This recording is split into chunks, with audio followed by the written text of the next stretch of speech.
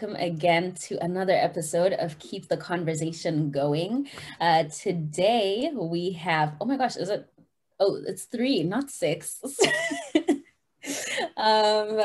Today we have a guest with us, the lovely Theresa, who is an education officer at Swansea University. She also was a student before, but I won't go too much into who she is because she's going to let us know. But yeah, Chido, hello. Hi, Theresa. Hi. How are you guys doing? Hello, good, thank you. How are you? Awesome, actually. In a good space. Yes.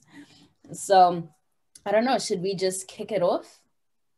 Yeah, just let's hear about you. Honestly, Theresa, this whole interview today is learning about you and some of the wonderful work that you do within the university. I don't know, for those of you who don't know her, you should know her. She's doing a lot of amazing work for the university and has been for the past year or so. So let's hear more from you. Yeah. Okay, I'll just start by introducing myself. My name is Theresa Ogbekhiulu and I am the Education Officer at Swansea University Student Union. Hope some of you know me. If you don't, please go onto the Student Union website to learn more about the officers and what we do. So in my remit, I basically represent the academic interests of students in Swansea, and we have over 20,000 students in Swansea. So I am involved in a lot of university level meetings with senior management team, and I work closely with college reps, subject reps, and the wider student body to ensure that the student voice is prominent in everything the university is doing. So I'm sure you may recognize some college reps and subject reps on your course. So I work with them. So they bring feedback to me and I then take that feedback to different meetings within the university to implement changes. So I think that's like the summary of what I do in a nutshell, basically. But yeah. That's so good. Oh my gosh. What got you interested in representing student voices? Like, take us through your student union journey as well. Yeah, it's actually interesting you mentioned that, because right from when I started my foundation year in ICWS, which is now the college, I had always wanted to be a student rep. So I was a student rep then. And when I moved into the university fully, I became a student ambassador for the college.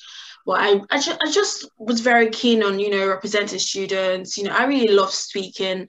I love, filling in the gap for people. I want to be that person that cares, looking after people, ensuring they're getting the best experience.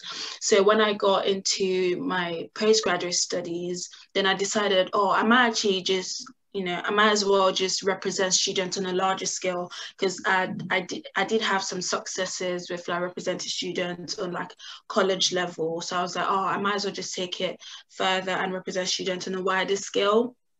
And I think for me, it was also the drive to embed, my experience as a Black woman within the university in that space, just because prior to my year, it was only the last time. So the last time a Black person was in office was when Chizi was president, and she was like the first Black female president Swansea University Student Union has ever had.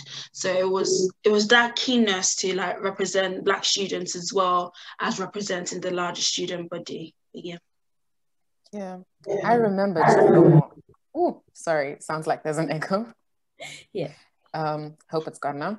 But I was just saying, I remember Chisolm, and I remember how inspired I was, because I think that was the first year we came to Swansea University, and seeing her in the president role was just, I was amazed. I coming from Africa, coming to Swansea, just realizing that, this is possible. Like, it's actually possible for me to get to a place where I can represent not just, Black women, but also all types of student voices, because that's what representatives should be.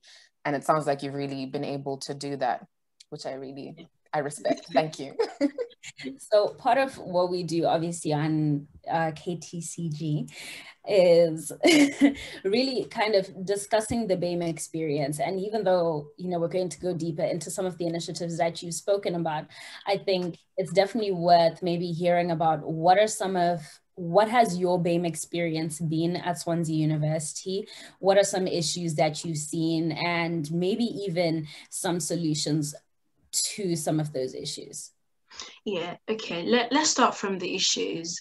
So I think mainly, during my foundation year, my undergrad and my postgrad, I think what stood out for me was the fact that, I didn't really, well, Swansea is a really welcoming place, but I think there is something that a place gives you when you can see someone that looks like you, in a space as well. It just kind of fills you with confidence that you can be successful in that area. So not seeing a lot of that kind of made me feel, okay, am I meant to be studying my course? So I studied communications, media practice, and public relations, by the way.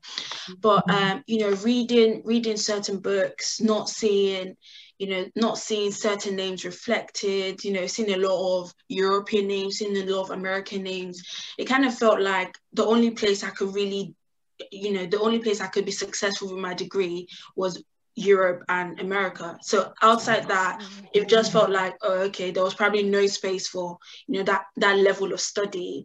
So I think that was the main thing for me. And I would always speak about this life-changing experience I had. I think it was in my second year.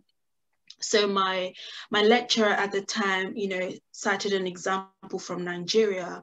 And I think that changed my learning and teaching experience forever, because it then felt like, oh, okay, so this is actually a big thing in Nigeria, because I came here really young. So I not even started researching what the potential of, a PR degree was in Nigeria. But just hearing that, there were researchers that were Nigerian in that area, whether it was an intentional act from the teacher or not, it definitely spurred me to want to engage with her, want to like ask questions and even want to answer questions. And I think from there, moving forward, my experience got a lot better. I was more inquisitive. And, when I then got to my postgraduate year, then I started doing a lot of research on, the attainment gap and, why Black students don't go on to, be professors. But that's because they don't even have the opportunity to go on to do like a master's or even a PhD, because the system already disadvantages them. So I was like, okay, you know what? I don't want to keep complaining. Like, I want to be able to be part of the solution as well, because I think that's the kind of person I am. It's one thing to identify a problem, but I think it's really good and it's very rewarding as well to be part of the solution. So when I started my year, I'd already started conversations, because I was still trying to find my feet and trying to understand what I was doing with my role in the first place. But then I started having conversations with colleges in terms of the attainment gap, and what this means for students, and what we can do moving forward, as a university and as colleges as well. Then I had this conversation with the senior leadership team after the resurgence of the Black Lives Matter movement, to kind of really drill down the importance of this subject of representation within the student body. And I think just hearing me speak and, hearing other students whom I invited speak as well, kind of made them realize that it was a real thing. And there is this general notion, which is very dangerous, that Wales is a white area. I'm sorry, we are 3 Black girls on the call here. We are here and we want to be represented. We want to we want to see ourselves reflected in the higher education. I want to be confident that I could be the next vice chancellor. I want to be confident that I could be the next pro vice chancellor. But if I'm not seeing that reflected, how do I even hope, to be that? If all the people I see that look like me are the security or are cleaners, is that what you're telling me that I can be? Do you get what I mean? So I think I've just seen that representation is so important. But then the thing is, it takes a lot of research as well, because a lot of students do not know that not seeing people that, that look like them affect the way they study, affect, them psychologically. So when you go into a space and you see someone that looks like you automatically call them sister, even if it's that one person, or you automatically call them brother, especially if you're in a predominantly white area. So, and it's not even just education, it's the entire system, it's our welfare system, it's in sports, it's even in jobs. Like how are we recruiting people? It's not enough for us to, you know, print out a brochure and, you know, use Black students as photo ops, but then you're not making provisions for those students when they come to the university. It's not fair. And this is not even, you know, this is not just for, like, you know, it's not just a fight for Black students, it's a fight for everyone as well, because you can't go into the world thinking, you know, the world is one way. People keep migrating. Like, the world is, it's never going to be white. You know, there will be Black, brown people, there will be green, red people that you're going to meet, and it's important that we are teaching students now how to deal with those people, how to tolerate those people, knowing that they're different from you. So the world is not one way anymore. You know, we're all trying to be global citizens here. Hello. So, and a university should be doing that. The education system should be doing that. We shouldn't be failing students. So I think that's, like, you know, the long and short of the issues, and, you know, trying to be part of the solution. And I think one thing that's come out of, you know, all the several discussions I've been having is the BAME Advisory Committee. So that's the BAME Students Advisory Committee. So Black, Asian, minority ethnic students. Even though I really hate that term, I think I am kind of like, so myself and the BME officer this year, Rodriguez, we have kind of decided to kind of like twist the name on its head and twist the meaning on its head, and make people know that, you know, the experiences of people differ even within that BAME bracket, because even my experiences would differ from your experience, Natasha and Chido. So imagine lumping people together, Black, Asian, so who are even the minority ethnic people? Do you get what I mean? So it's, that committee would reflect that our experiences are different as students. But I'm glad that, you know, we have completed recruitment for that committee.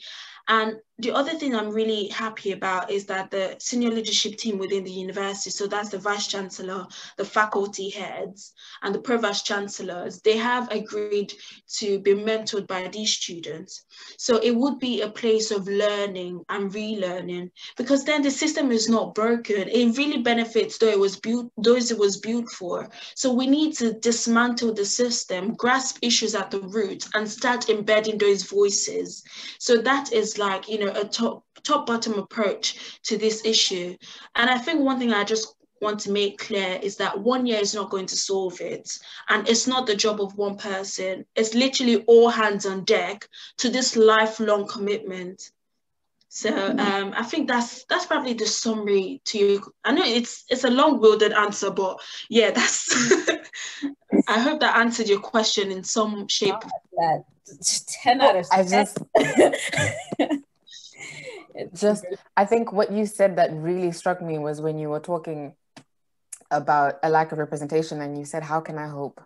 Yeah. Just that one line really reflects the mindset of so many BAME students that come to university, that enter the world, that enter the working force with the question on their mind of, how can I hope if I don't see someone else that can inspire me? You know, it drives so many of, I mean, I know so many people who want to be places that no one has ever been before, so that they can be the inspiration, so that, you know, the people after them don't have to go through the same struggles. Sure. I think you spoke so well about a myriad of issues, and honestly, no, that summary was perfect. Yeah, no, it was great, because I think even some of the things that you mentioned in terms of what's happening within the university, especially for a video like this where other students are going to watch it, I think it's really important for that awareness.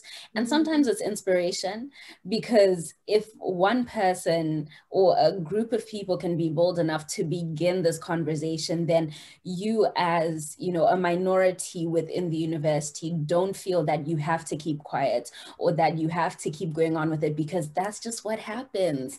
This is just a situation. It is not normal, and we need to stop normalizing the abnormal, which is everyone needs to be at the same playing field.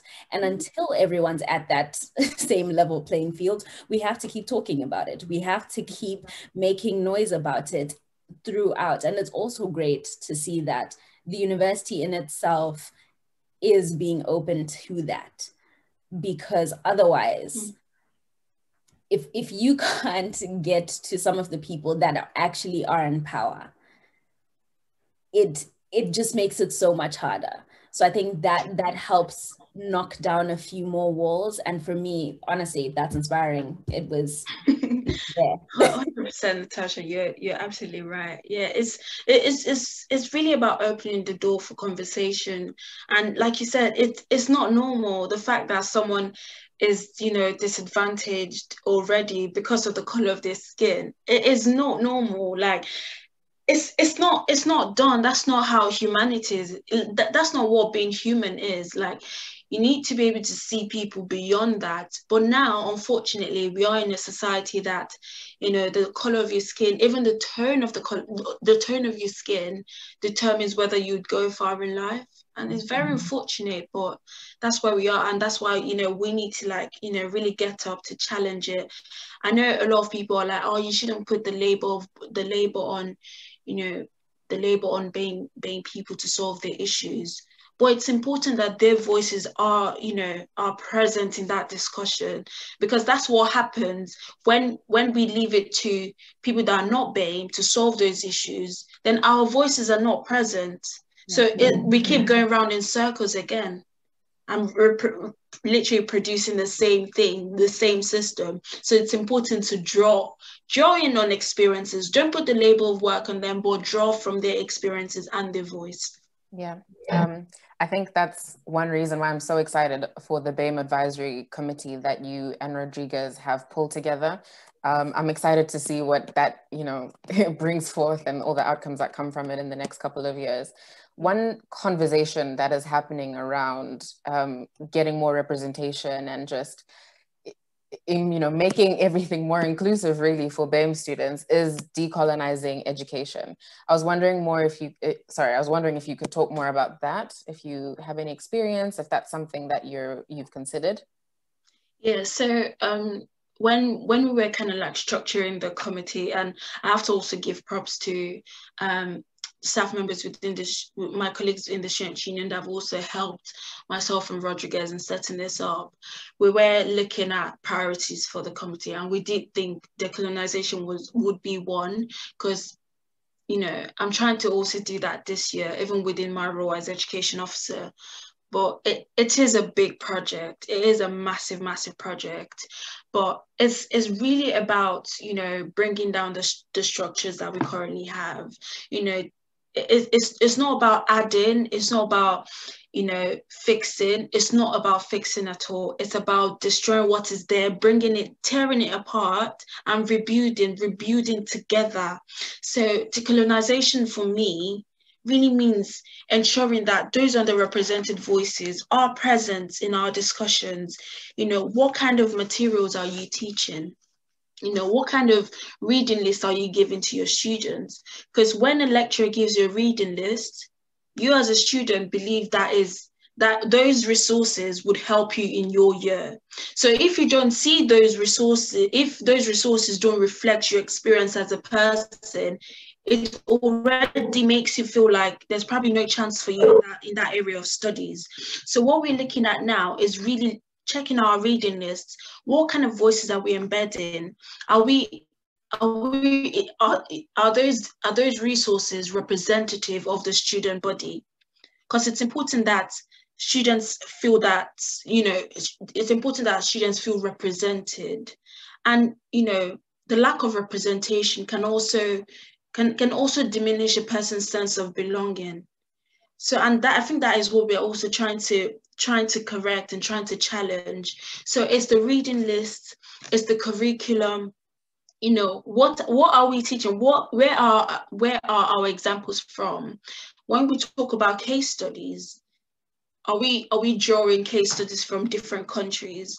Are we only drawing case studies from America and Europe? Because, you know, that's the easier way out.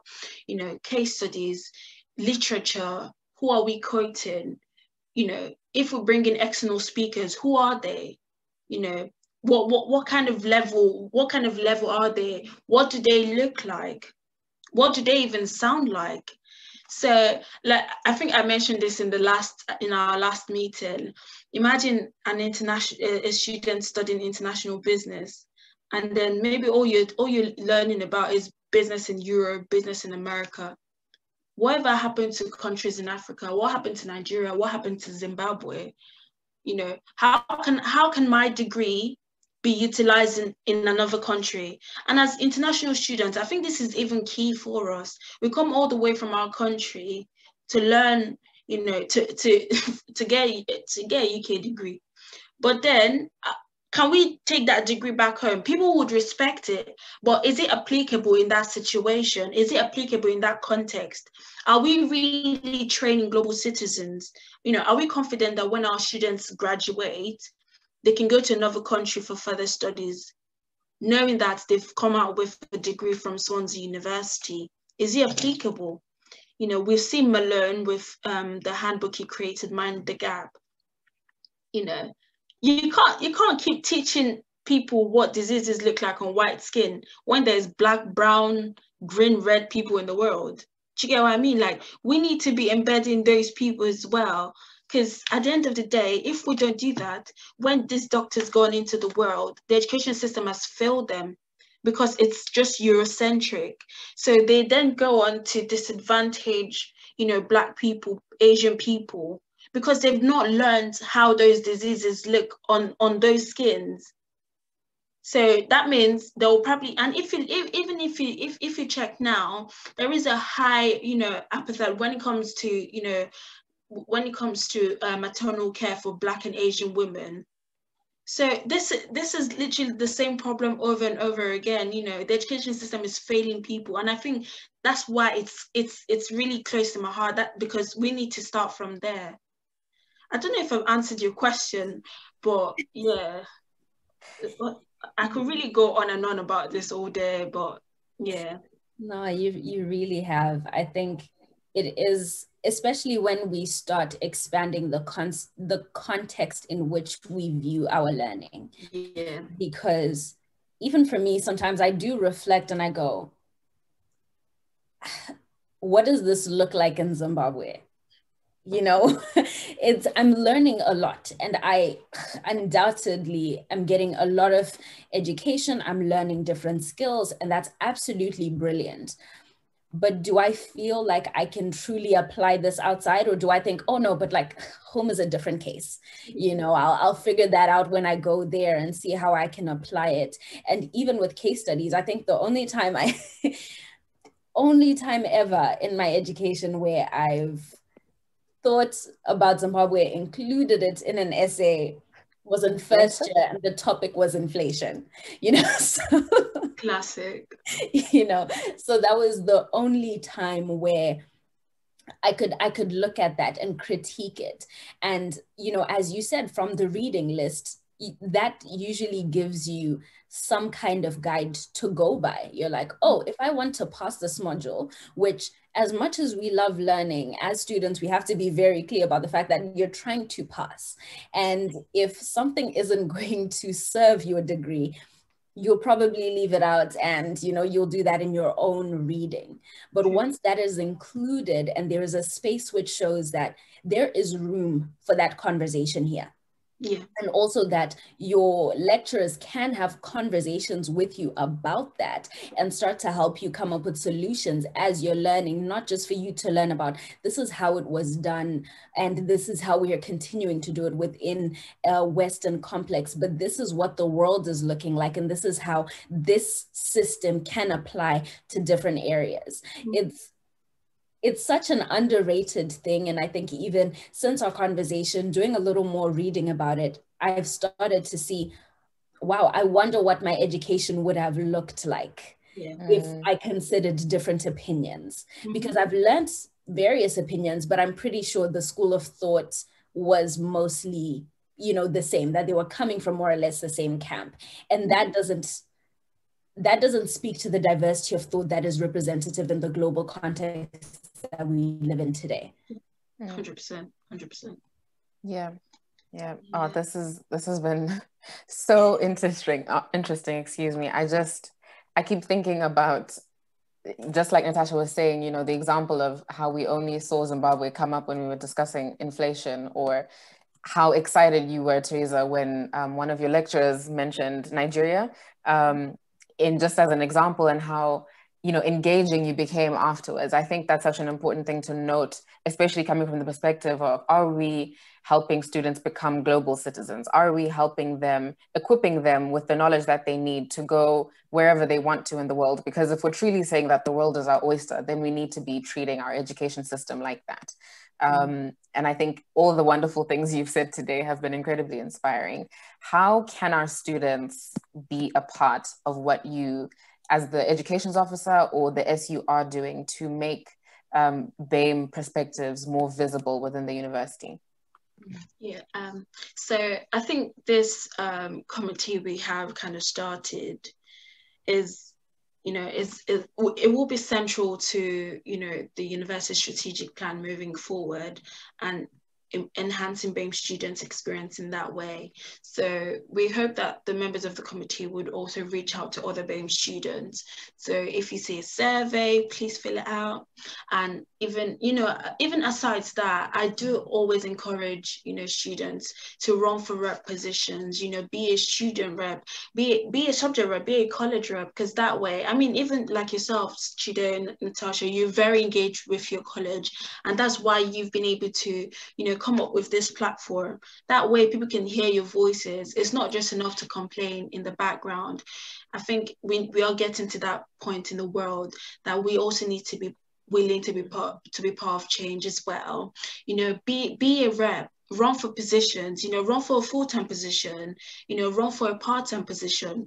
And I think I've seen that, you know, so I know there were a lot of Black people who ran for BME officer and international student officer. I was like, what's wrong with the other roles? There's environment officer, there's women's officer. So even in the student union, we have a lot of work to do in decolonizing those positions, and literally emphasizing that whether you're Black, Asian, minority, ethnic, whether you're white, whoever you are, whether you're disabled, whether you're a man, you're a woman, you know, you don't, even if you're non-binary, you can apply for those positions. That, because I think that was something I found out this year, and I was like, right, this needs to stop. So, you know, we need to start working on that, and students just kind of need to get involved. You know, the university can only keep working and doing so much, but if like they reach out to students and that feedback isn't coming back, then there's like breaking communication, there's breaking the work. So it's not just, oh, the university needs to do this, the university needs to do that. We need to work as well. We need to be willing to lend our voices. You know, we need to be willing to be part of change, like I've already said. You know, it's a joint up effort. You know, we can't just you know, lay the bulk of work on white people to, you know, do the work of representation for us. We also need to be willing to work with them. It will be tiring, but just imagine, you know, imagine where we were 50 years ago. That's not where we are now. Some people did the work then. So I think we should also be willing to pull our weight and, you know, essentially, you know, seek change and be part of change. So just going back to what you said, be involved in the student union, you know, be part of of the rep system, run for part-time and full-time officer positions, as well as join the BAME Student Advisory Committee. We're done recruiting for this year, but next year we will be opening up recruitment as well. And just also say the committee has already, well, we will be starting on a racial equality project that is being launched by SILS, that's the Swansea Academy for Inclusive Learner Success, and that's been chaired by Alison Braddock. So we'll be providing more updates on how that is going, but members from this group are involved in that. But yeah, I think that's it really. But any other thing, if I get any other update, I'll definitely let Natasha and Chido know. Yeah. Absolutely. Thank you.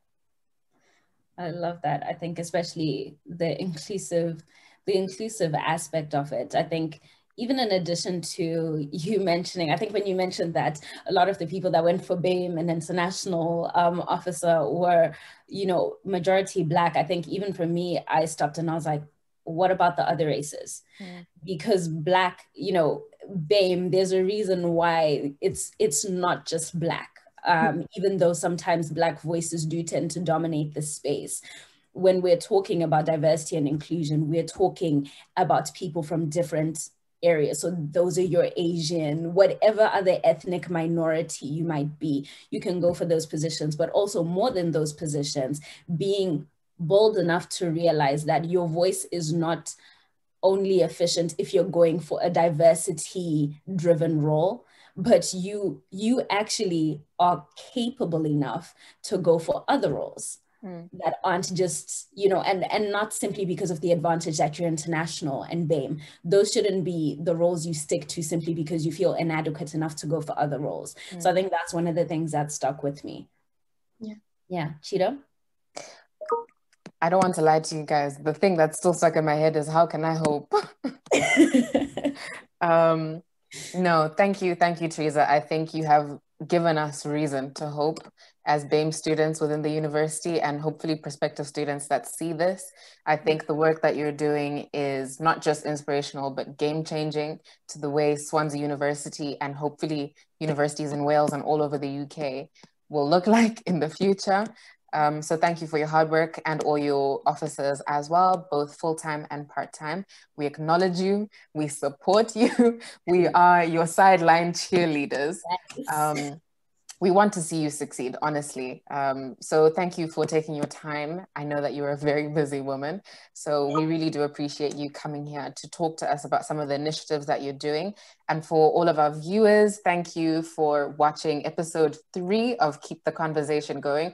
We're always excited to produce these for you. And don't forget that if you have any ideas, if you want your voice on this platform, feel free to email School of Management.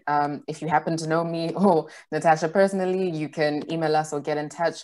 We're very available to hear any ideas that you have. Okay, and that is a wrap. Episode 3 done. Thank you, everyone. Enjoy the rest of your day. Keep smiling. You are worth it. And have a Merry Christmas, actually. Yes. All right. See everyone in 2021. Fresh New Year, please. Bye, everyone. Great. Bye.